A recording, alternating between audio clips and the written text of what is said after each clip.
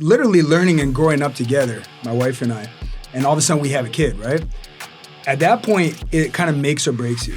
And for us, for both of us, 100%, we decided very definitively quite early on, even probably before he was born, that we were going to be the type of people it was going to make us. I definitely understand the responsibility that comes with it, so I could see how people get stressed out over it, obviously, but when you look at it as a privilege and turn it into like, man, like today I get to be present with my kids. I'm so excited every day, bro, that I can't sleep anymore. Trey Rush is a businessman, entrepreneur. I want people to get excited about life. He's here to teach, and we're here to learn. You know, think outside of your daily struggle. Bro, things happen. Do they happen to you or do they happen for you? It's your decision. It's your choice. As long as you just keep pushing forward and progressing, you're ultimately going to get there.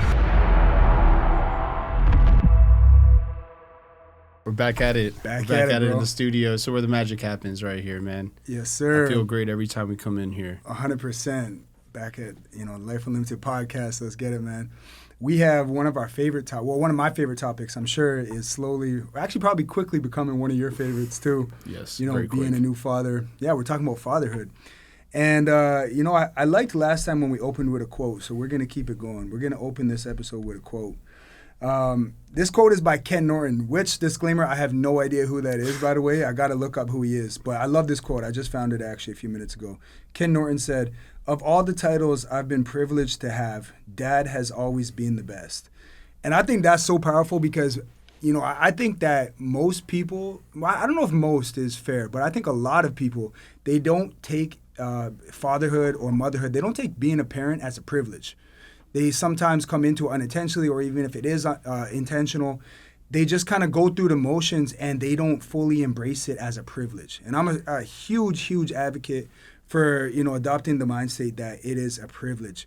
You are so blessed if you're able to bring life into this world and then ultimately work towards raising them right, man.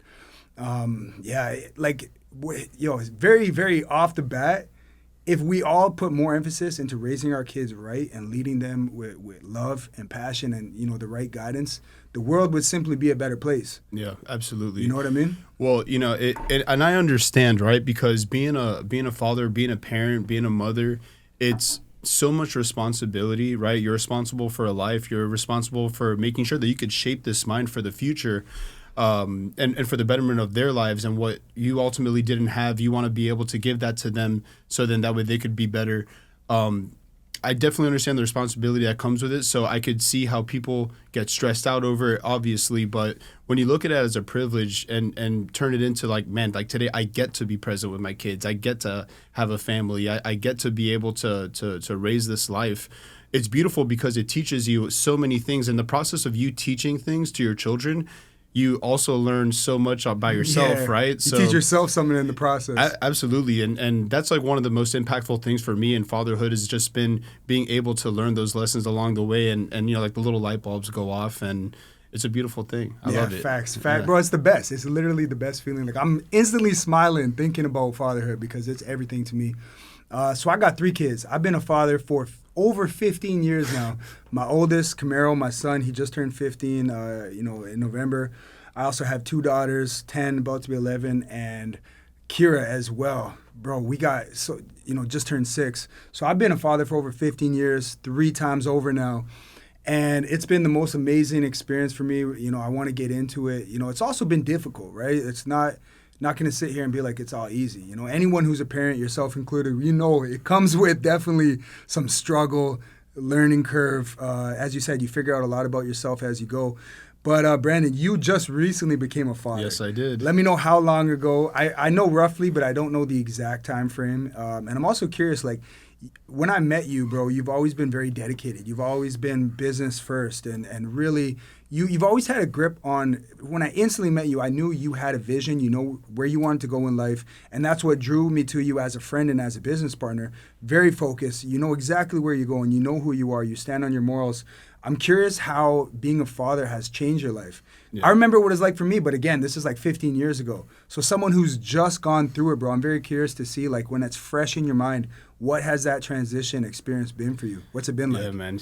I mean, transformational. 100% it's been transformational. It's completely changed my life. But My daughter, now she's a year and 3 months, about a year and 3 months old. And so this is all recent to me, and I'm definitely learning, growing, and figuring it out as I go along. But, man, she is just the light of my life. And she's like what you were saying, you just smile talking about it. And every time I see her, I'm overwhelmed with nothing but joy and happiness, just because like this little life and this little being just so happy, healthy, it impacts me and changes my mood instantaneously. If I'm having a bad day or if I'm stressed out or whatever the case is, you know, she always puts a smile on my face, and I'm so thankful for that. You know, selfishly, even what I get out of it is very special.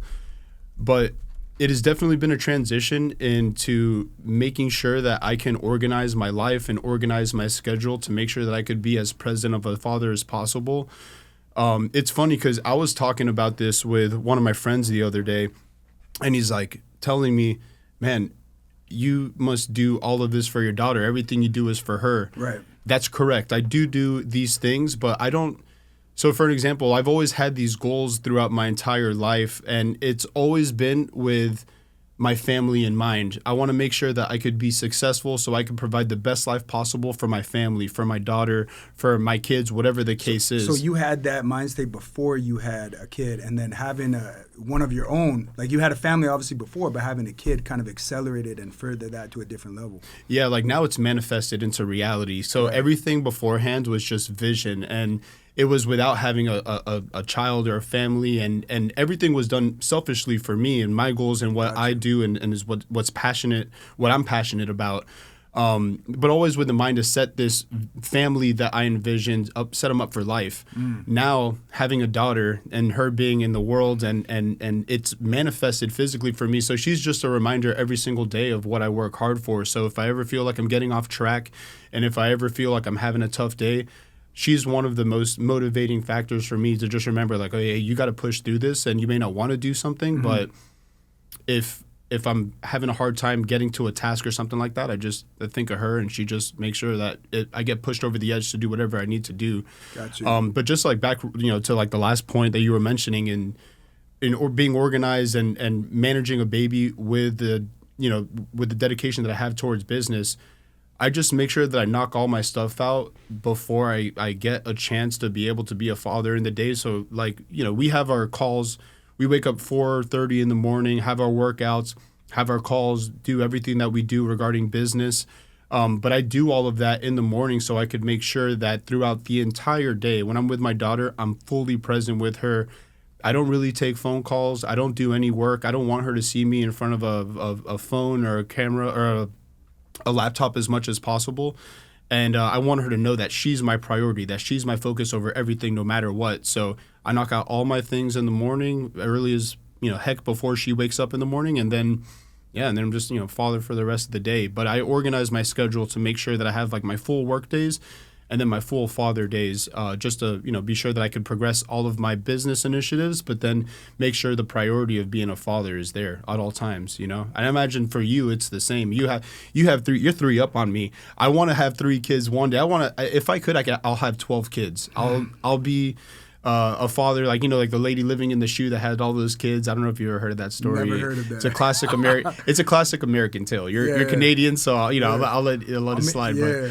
But tell me, like, how, because if I'm this impacted by one child, and you have not just 3 children, you have a wife, you have all of these responsibilities and people that you want to make sure you're present in their lives. So being successful as long as you have, and being a father for as long as you have, how do you organize that? Like, how do you even get around to managing that? Yeah, I mean, it wasn't something that happened overnight, right? Like, my story is quite a bit different than yours also, even in its onset in the beginning. So when my wife and I, girlfriend at the time, when we had our son, we did not have our shit together at all. And I really think that having a kid, especially when you're super young, like we were 20 at the time, maybe just turning 21. So we were super young. We had no steady stream of income. Definitely we're not mature individuals at that point. We're still growing up ourselves. We didn't know what the hell we were doing with our lives, making a lot of very stupid decisions, literally learning and growing up together, my wife and I. And all of a sudden we have a kid, right? At that point, it kind of makes or breaks you. And for us, for both of us, 100%, we decided very definitively quite early on, even probably before he was born, that we were going to be the type of people it was going to make us. It was going to motivate us to get our shit together, motivate us to be more focused, to stop making stupid decisions. And that didn't come right away. So there wasn't like an instant drastic shift in our behavior and our outlook and our habits. But the foundation was instantly created. So the foundation was there, and then we had to work on ourselves to kind of create, you know, a new reality and create these new habits. And it took some time. It definitely took some time. Now, you know, 3 kids in, you know, 15 years later, it is a lot easier. I'm not going to lie. It is a lot easier because, bro, once you do something consistently, you're naturally going to get better at it, right? So my son, he probably had to go through, we were always great parents. We always gave him the most amount of love, but he was our only kid that was really like growing up without money in the first half of his life, and you know, not that it's about money, because it definitely, we led with love. But, like, you know, we didn't have a steady place where we would live, bouncing around, like not being able to pay the rent, whatever, you know, not to get into, like, the hard times we were going through. But as we got our shit together, as we now started to realize what we're doing with our lives and have some success, then we had our daughters, you know, Callie and Kira. And you learn as you go. So we definitely kind of went through the motions and just learned as we went. One thing I want to touch on is that, you know, a lot of people, I think, because we talk about business a lot, right? Obviously, that's one of the main focuses of this podcast.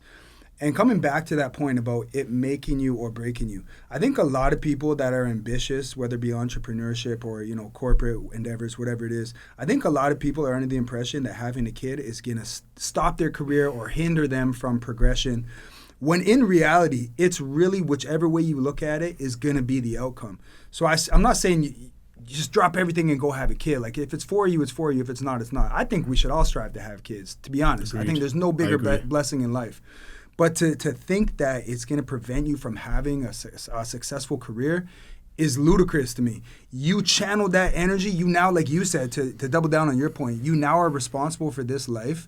You should, like, literally channel that as your motivation to go harder than ever before. And then there's this fine line you got to walk, because you want to be present. You know what I mean? Like you said, you want to be present. So you can't give all your time to providing for them. You have to be physically there with them, emotionally there with them. But you can use that as motivation. And that shouldn't, in my opinion, be an excuse not to have kids. Yeah, I agree. And I was that person that I always thought that having a child was going to hinder me in respect, and not necessarily that it was going to hinder me for any other reason other than the fact that I have to dedicate time to something now that is going to now have to be balanced between my goals in business and everything else that I want to do for myself. I always imagined that I would be a person that would have made it, or I would have been into a particular place in my life before I had a child, to make sure that I can raise my child in that kind of lifestyle and have all of the freedom and flexibility to then parent and not have to worry about putting so much attention towards business, because all of that is set, and now I could just be an outright father and balancing business and so forth in between. But I was that person that thought that. But I have to say, it's actually made me a better business person, because now time is so important. Priorities are so important to me. And so I just organize my day and I organize my life according to that. And when you lead with your priorities and you lead with your focuses, you're much more responsible, and you're also able to make sure that you're on top of all of your things. Man, I would say the biggest thing for me, though, in being a father is that I would say that I was not as financially responsible. I was definitely not as financially responsible when I didn't have a child, because I would have money come in and I would reinvest it all. I would go, like, who cares? As long as I could afford my rent, as long as I could afford food and all of these things, like, I'll be fine to live, because I don't need the luxuries. I don't need to enjoy things, as long as I'm reinvesting everything into what my goal is as a businessman. Now that's definitely changed, and it's made me a better person in that way, because I am responsible for this life. So I need to make sure that I make responsible decisions accordingly, not to impact her in a negative way. So that's been the biggest shift for me. But in something that I thought was not necessarily, I don't want to say a hindrance, but in something that I thought was going to, again, just take time away, for lack of a better term, from my business goals, it's actually made me a much better businessman overall, and I'm so thankful that she had come into my life for that, you know? It's making you the better version of yourself. It's turning Exactly. you into like who you didn't maybe know at the start, that who you needed to be or who you could be. And it pushes the envelope in terms of, you know, as I just said, becoming the best version of yourself. So I couldn't agree more. Yo, bro, I want to get into a little bit of the hard times, right? Because we're talking about all the amazing things of fatherhood, of parenting. And definitely there's so much more upside than downside. So I'm not saying that this next statements I'm going to make are a downside. I'm not going to say it's a negative. But there are hard times. There are definitely difficulties we go through as fathers and as parents, you know, to the moms out there, same thing. And for me, right off the bat, the hardest part about being a father is when your kid is going through it. When they're dealing with something, whether it be emotional, physical, anything where it's like you can't instantly solve that for them, you can't take their pain away instantly, that is the hardest thing as a father.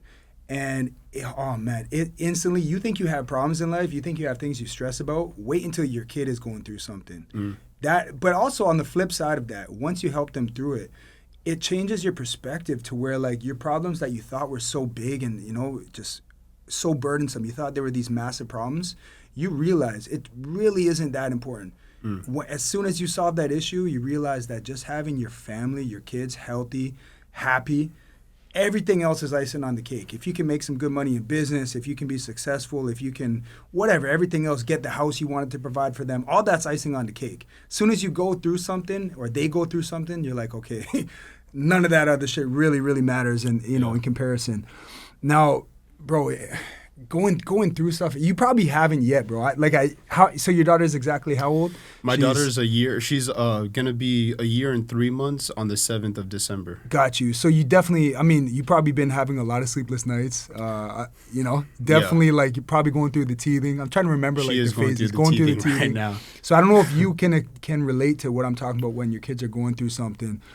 What are the sleepless nights like, bro? Because you get up super early anyways, so is she going to bed early and then that's where you get your sleep? Yeah, she goes to bed early, so got her schedule down so tight, and she'll definitely be asleep by, if she's having a rough night, 7:30 the latest. So, you know, I have my things that I do early in the morning, but then once she's able to get to bed, I'm all night, I'm going. So the sleepless nights aren't necessarily just the sleepless nights, because thank God she sleeps all through the night now. Like the infant stage where you need to feed them in the middle of the night, we've passed that now. But yeah, now that I have her sleeping on a great schedule, I'm able to do everything that I need to do once she sleeps. I'm able to work out at home. I'm able to get all of my business done and things like that. Right. But yeah, I mean, as far as like the things that you see your child go through, she's obviously only conscious to a certain level because of her age. So now the things that I see her go through are things like you said, like teething. You just think like, man, if we were going through teething as adults, like if the adults had to go through that, people complain about stomach aches. People complain about, paper cuts and things like that. Imagine what someone would have to endure if they were teething as an adult. So I just see this little baby. Because, there's a prescription for everything. We stress of going to the dentist, bro. Quick dentist visit, and we stress all the way out. Exactly, man. So it's interesting because I'm like, man, I just wish I could take her pain away. I would love to take the pain instead. And bro, mouth pain in general is one of the worst. I've been through hell with my oral journey, I guess. That sounds weird, pause. But so I'm not even gonna front, I'm not even gonna deny it. I got veneers done, right? And oh my gosh, I didn't know what I was getting into. I love how they look, I love them now, but the process I went through, moral of the story is I can relate to your daughter. I literally have gone through like hell when it comes to like oral dental pain, and it's terrible. So they're going through that for months on end.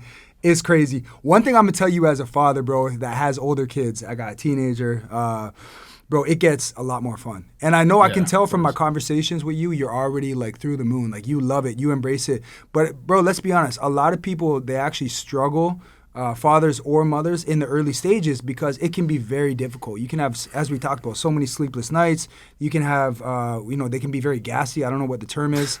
Or it can just be so hard to maintain your current life and your schedule now with this new life that you're accountable for. I'm telling you and all the parents listening, if you're a new parent, it gets so much easier, and it gets, I wouldn't say easier because you have new problems as they get older, not problems, but new things you have to work through with them and help them with, but it gets a lot more fun. Yeah. When they can communicate and tell you what's on their mind, tell you what's bothering them, and then you see like their personality really coming to life and into fruition, and you're like, yo, like, okay, obviously you love them, and obviously you're like, this is the coolest person ever because I made them, but you start to really like them as a person, and you start to see their fun personality.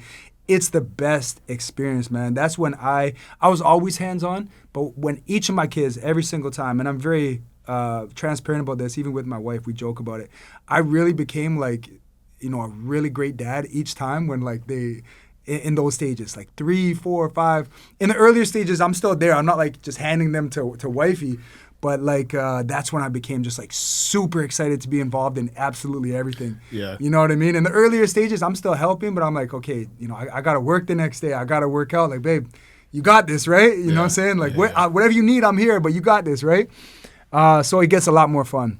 Maybe that's a typical father. I don't know. Well, I think for the overnights and stuff. They do say that in the first stages of the baby's life that it is hugely dependent on the mother. Right. Obviously, the mother to nurse the child and all of the things that mothers bring to the table, which as men, we could never understand the physical and emotional toll that it takes on a mother. And I have so much respect for all of the mothers out there and what they go through. But as a father and your role, you're able to lead much more when they can understand what you're saying, and you can understand what they're saying and what they're going through to help and guide them in the right direction. Going back to one of the things that you said in seeing your child go through it, I only know now from my personal experience with my father, and I'm so blessed to have had amazing parents and my father, but my father was always there. My father was always present. My father was always guiding me. My mother is, the same exact thing. But when I was going through things in life, my dad's approach was hands-on, but not overly hands-on to the point to where I couldn't experience the hardship myself, because my dad knew that in his experiences as well, that the hardship is what makes you. Maybe with sons versus daughters, it's a little bit different, but my dad actually let me go through the struggle in so many ways in my life, but in a controlled environment, in a controlled way that he knew that those hard times were gonna shape me. And I'm so thankful that he did that, because I feel like there's nothing that I can't go through that I can't overcome. And in a way, I want to do the same for my daughter, where I want her to experience things so she can learn to evolve and develop as a person, have problem-solving skill sets that she could take into the rest of her life. But it's hard to balance that between, just wanting to be there, pick them up, hold them, say everything's going to be okay. It's tough. It's definitely a tough balance. And it's supposed to be tough, right? Nothing worthwhile is usually easy, and parenting is no different. So you mentioned your experience, like your upbringing with your parents, and bro, I had a great, I was very lucky and blessed with my parents as well. Super loving, super accepting, and of everything. Even when I was, quote unquote, looked like I was messing up in life, looking like I was throwing it all away at various points, they still supported me. They still had my back. They still gave me love. And, so here's my thoughts on that, though, because so many people, probably, I don't know percentages, and you can never even probably figure this out if you looked at the math. There's no way to tell. But I would guess probably 50% of people, maybe more, do not have that experience. A lot of people, it's very normal, just have a terrible experience with their upbringing, whether it be whatever the situation, right? Abusive parents, parents went through like maybe a really bad divorce, some people lose their, whatever it may be. A lot of people don't have what we had when it comes to their upbringing with their parents. If that was your experience and, you now are blessed to have a kid, rather than recreate that same cycle, you have the opportunity to now change that. And I think that's so powerful, man. Because it's like if you had the love and you had the powerful, supportive upbringing, you're naturally, I think, going to try to mirror that. You're going to try to provide that for your kids. If you didn't have that, instead of repeating that cycle, you got to be the one to break that cycle. You got to be the one to change that dynamic and change your family tree and ultimately, you know, create a new path for your bloodline, man. And yeah, I think if people approach it that way, you know, maybe it's naive for me to say that when that wasn't my personal experience, but there's so many examples of people that have done that. People have gone through absolute hell in their life, didn't have the family structure, didn't have the parental support, but are able to break that cycle. Yeah. Well, yeah, you can heal your traumas that you've had through your upbringing, through your children, and giving them what you didn't have, whether, I mean, let's just take security off the table, but in love, in, you know, presence and all of these things, in the way that maybe you were responded to when you were trying to have your parents console you and you would reach out to them and you wanted them to help you. Maybe they didn't give you the kind of help that you needed. It's beautiful because now you get to relive those experiences as a parent, and then you could heal your own traumas through the way that you parent your own child. So it is an extremely powerful thing, and that's why it's so transformational too as an individual. But Trey, man, because you have 3 children, obviously, as we've said 3 times in this episode now. Your most recent 2 children were probably able to come into your life as you had already been a little bit more into the momentum of success that you've had. But you had mentioned that Camaro is one of the kids, you know, the first child that he saw you guys struggle and live that struggle a little bit with you guys as you were building yourselves. So I'd love to just get into your head a little bit about understanding maybe not just like only what your approach was or what your mindset was in that time of your life, but then also maybe if you could, from a secondhand perspective, maybe talk a little bit about, you know, what Camaro experienced too, as like a child, like through you guys going through your building phases. Yeah, 100%.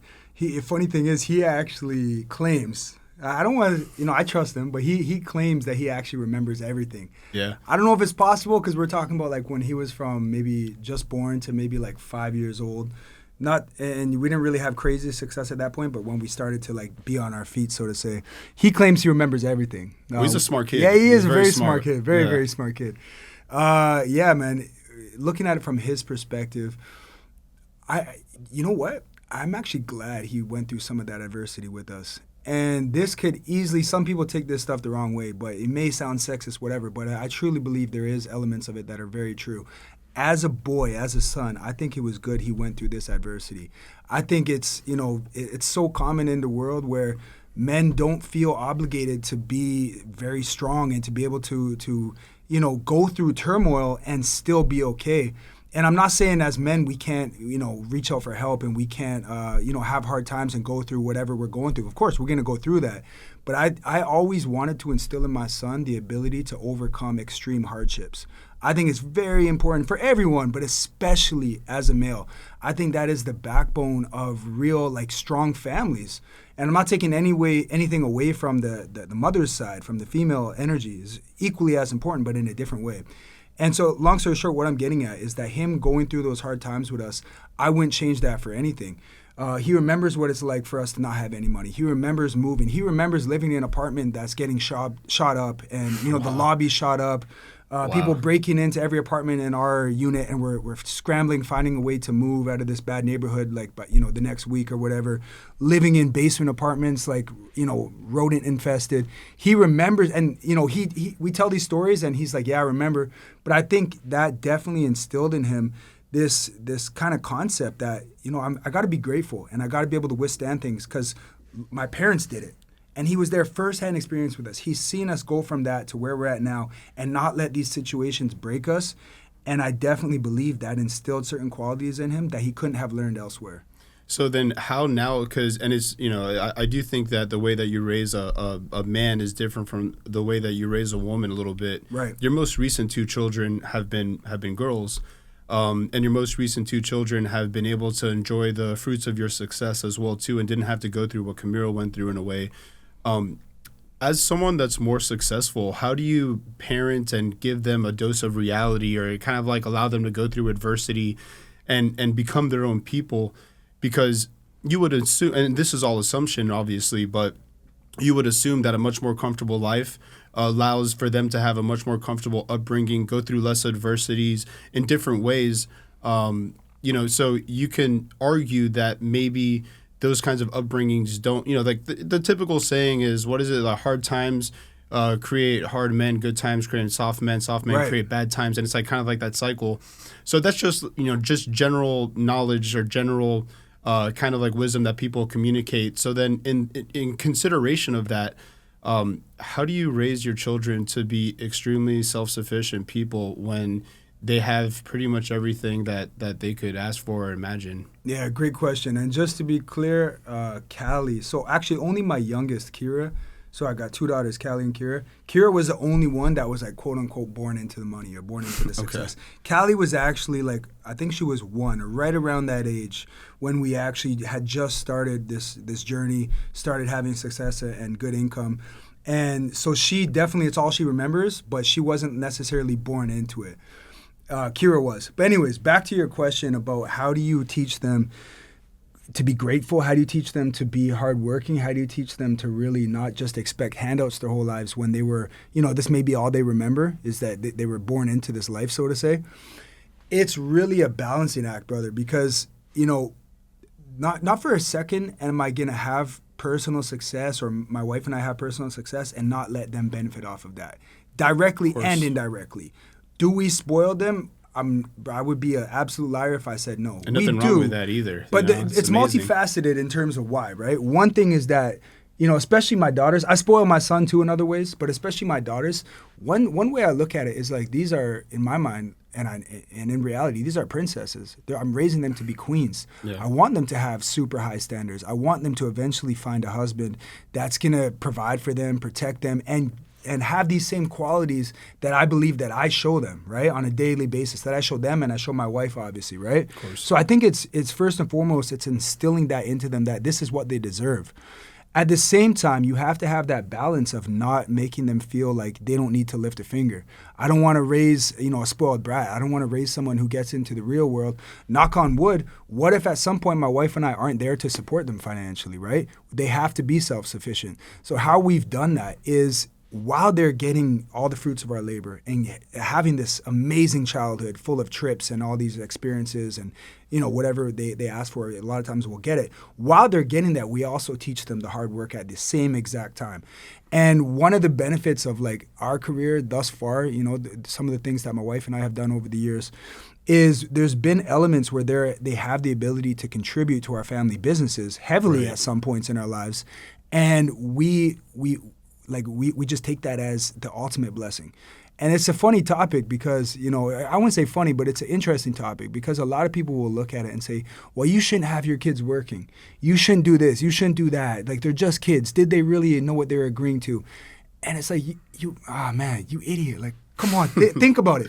Why would you not instill entrepreneurship and hard work as a foundational element in your kids' upbringing? Absolutely. Why would you not? What are the downsides? Yeah. Right? Do you want them to get into the real world and just have to figure things out, after the fact and struggle for all these years and not really know what they're doing until they're 30? Which is fine. That's how it was for me, maybe a little bit sooner. But if you can give them a head start in life and give them tools to go into the world and be able to have, a super advantage in so many aspects of life, why would you not do that?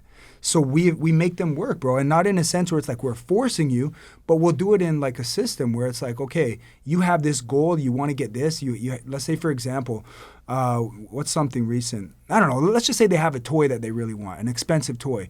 All right, you want it? We'll get it for you. Let's put in some work, right? And it's not necessarily like you have to go and make X amount of dollars, but let's work hard towards a goal. Let's see you have this work ethic and this determination and this consistency. If you do that, then we're going to reward you with this item or this trip or whatever. As it should be, right? Right. Yeah. So that's kind of always been the approach. Fruits of the labor at the same time, making them understand the value of hard work. Yeah. Well, because you show them like, okay, you have all of these blessings. This is what we did to get this. So then now you're able to instill that into them. And people do it in their own way. People make their kids like wash dishes or do chores and different things like that. And you're doing it from the perspective of entrepreneurship and work ethic. Right. And I think they do chores too, by the way. Yeah, no, exactly. So it's giving them tools through various aspects of life that they can grasp onto and take through the rest of their upbringing and the rest of their lives. So I really commend you for that because I have to say your kids are incredible. Every time I've been able to interact and engage with your kids are solid, good kids that are genuine and just I really appreciate you as a father, because that's obviously a reflection of you and your wife, right? And the way that you guys brought them up.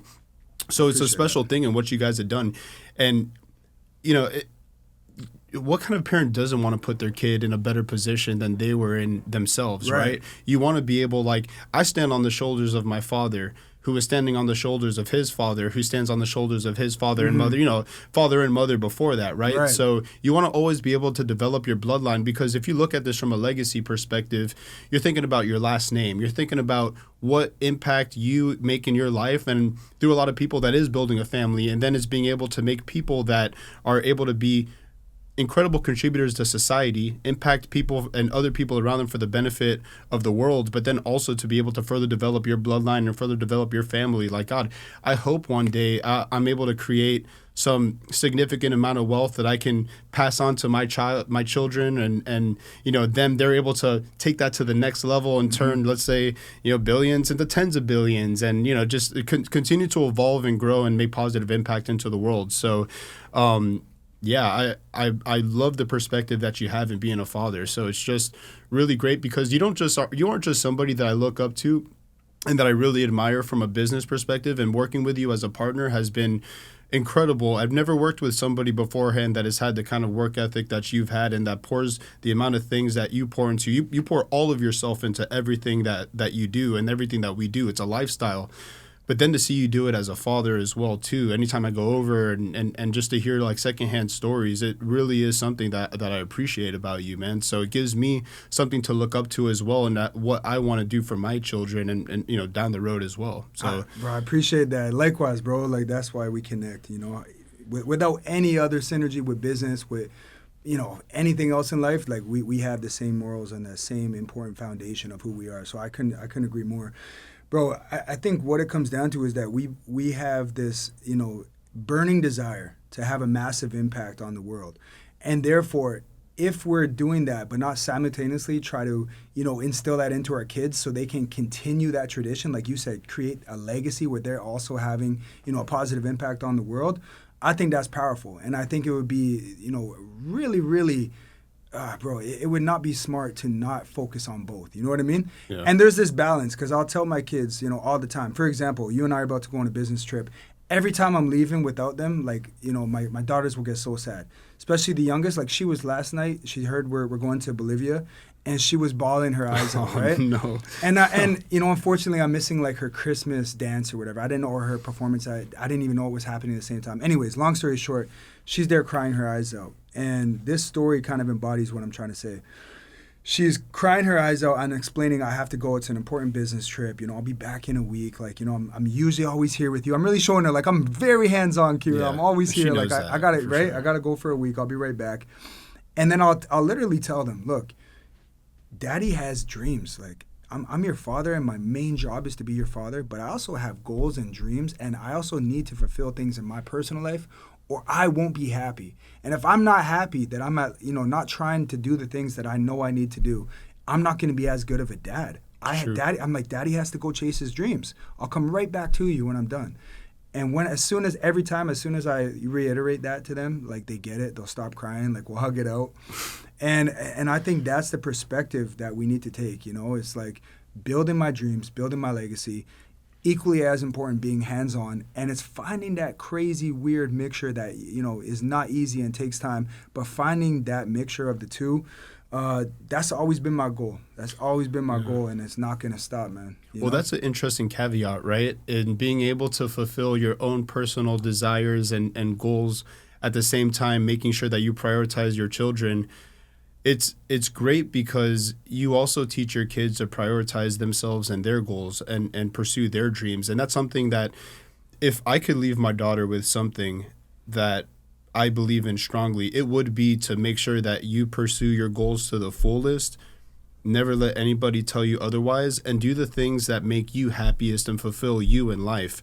So you're the living embodiment of that, and being able to do the same for yourself. You have great balance. At the same time, you need to pursue these goals.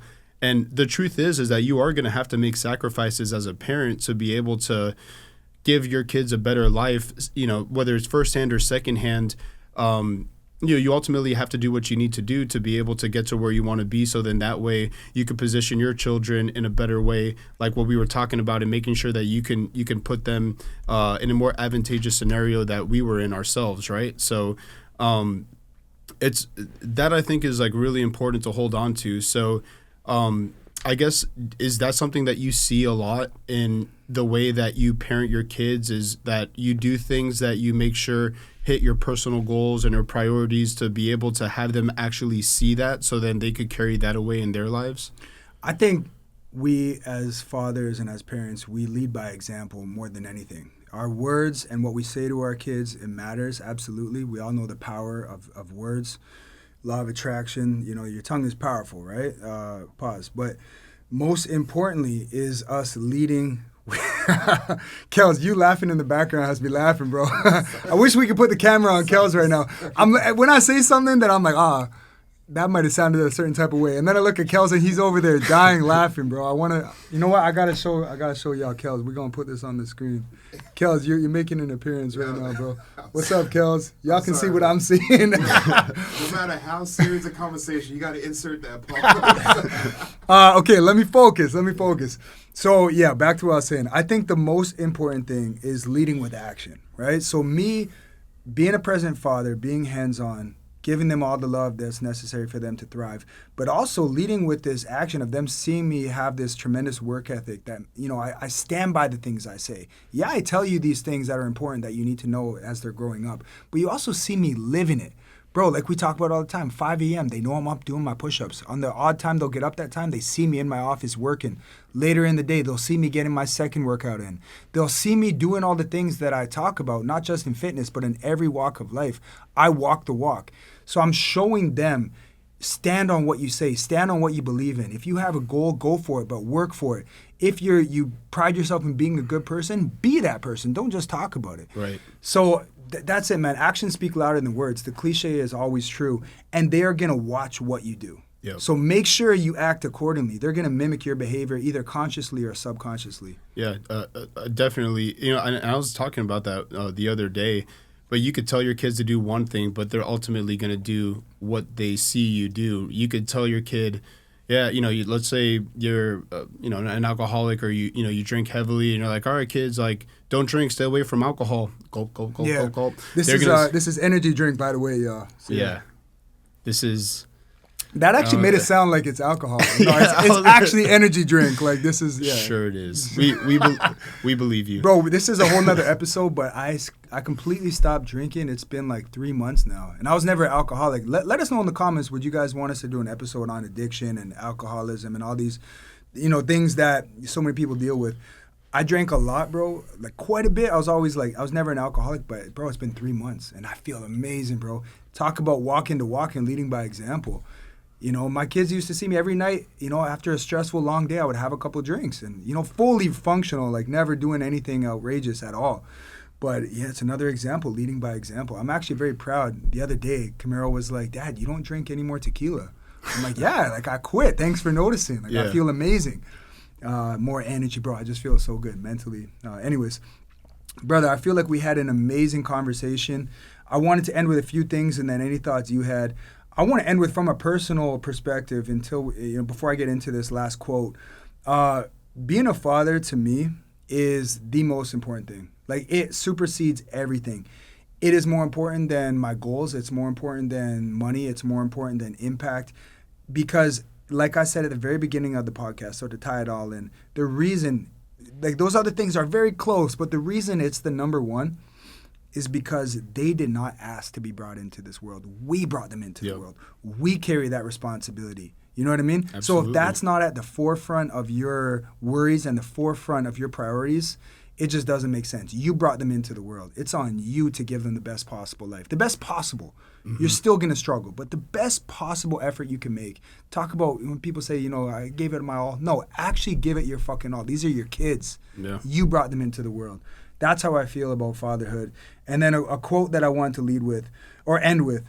This quote actually doesn't have an author, so no one really knows who wrote it. Maybe it was AI. I don't know. But it says, a father is a son's first hero and a daughter's first love. To a child, their dad is the ultimate superhero. I love this because one of these things, there's like this thing in my mind, has always been, I want my kids to look at me as a superhero. Yeah. And, you know, the younger ones, Kira, for example, she will literally say, "You're my superhero." Maybe a little bit of ego stroke, I don't know. But it's the best feeling when they kind of confirm that you're gold, that's how they perceive you. My older two as well. I want to be their superhero forever. And I'm going to do everything in my power to keep that going, man. That's it, bro. Yeah, lead by example. Superhero vibes, bro. Absolutely. Super dad, super mom, whoever's watching, like, that should be the goal, in my opinion. Yeah. Yep. No, and I know that's definitely mine. I want my daughter to look at me as a superhero, that no matter what, I'm always able to be there for her and be able to do things for her that she needs. But at the same time, and for me being a newer father, I was always just so caught up in wanting to have things set from, let's say, I mean, thank God, financially we're good, but I always envisioned that I'd be like a multi-billionaire and I'd be able to give my daughter the world when she comes into my life. And I think that the most important thing that you could give your child is presence and being there for them. Facts. And they're going to remember that. They're going to remember that more than anything, and that's what's going to make the most lasting impact on their lives.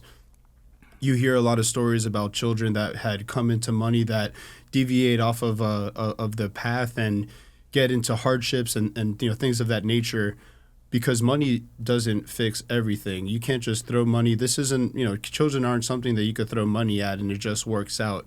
The importance of presence supersedes money. So I had a shift in my mindset to where it doesn't matter what I can give her. It doesn't matter from a financial, she doesn't care. She doesn't understand what money is, right? Yeah, she doesn't care yet. Yet. Wait till she's a preteen. Money's going to matter.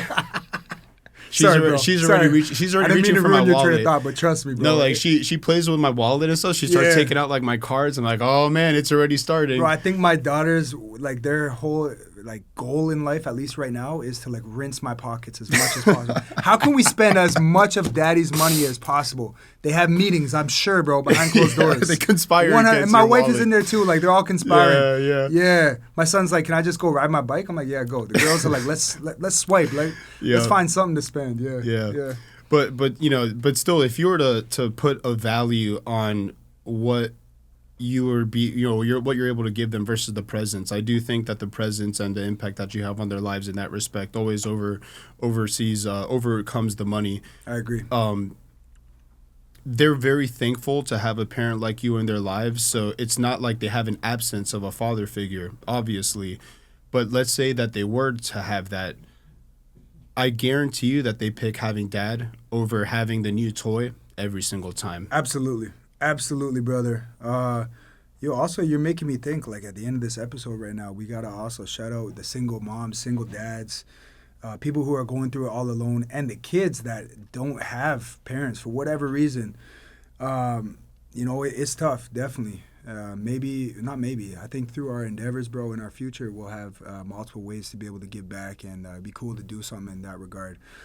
That's what's up, y'all. We hope you guys love this conversation. I loved it. This is a topic that I know we're both very passionate about. Let us know in the comments your guys' thoughts and any other topics you guys want us to touch on. And we out, bro. Let's go. To Great fatherhood, episode. bro. To fatherhood, Yes, sir. to parenthood, everything, man. Yes, sir. Good stuff.